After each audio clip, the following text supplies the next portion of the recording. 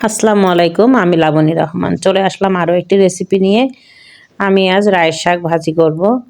আমি রায়ের শাকটি এর আগেও খেয়েছি, খেতে সামান্য একটু তিতে তিতে লাগে, কিন্তু হেলথের জন্য অনেক ভালো শাকটি।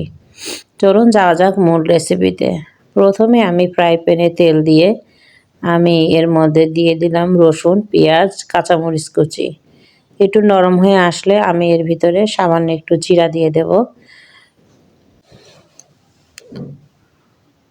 দিয়ে দিলাম 2টা শুকনো ঝাল, মাঝখান দিয়ে ফিরে দিয়েছি আমি এখানে।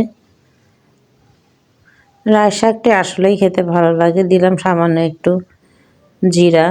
জিরাটা না দিলেও চলবে, তারপরে দিলে একটু ভালো লাগে যেহেতু ভাজি। আমি এখানে শাকগুলো দিয়ে দিলাম পরিমাণ মতো লবণ দিয়ে আমি ঢাকনা দিয়ে ঢেকে দিব কিছুক্ষণের জন্য। ঢাকনাটি খুলে দেখছি শাকটি পানি চলে আসছে নিচে, তা আমি পানি দিইনি, তারপরেও পানি চলে আসছে।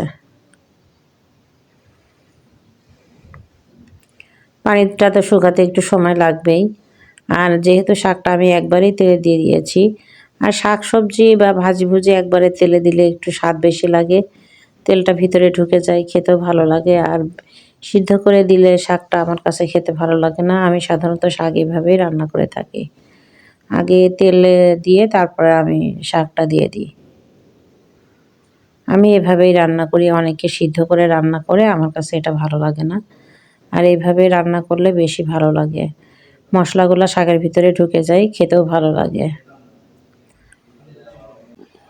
পানিটা শুকিয়ে গিয়েছে, শুকিয়ে গেলে দেখেন এই ভাজি করার পরে এমন একটা সুন্দর কালার এসছে। দেখতেও যেমন লোভনীয়, খেতেও এমন স্বাদ। আর শাক দিয়ে ভাত খেতে আমার খুবই ভালো লাগে। শাক সবজি শরীরের জন্য খুব একটা উপকারী। আর